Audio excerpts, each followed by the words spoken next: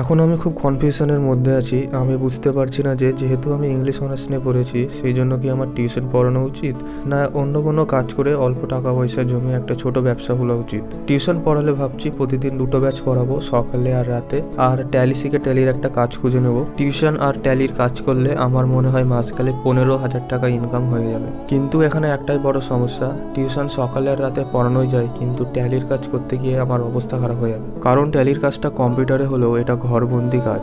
তার থেকে আরও বেশি মনে হয় যে যেই সময়টুকু আমি ট্যালিতে কাজ করছি সেই সময়টুকু আমি যদি আমার নিজের কাজ করি আমি আরও বেশি গ্রো করতাম।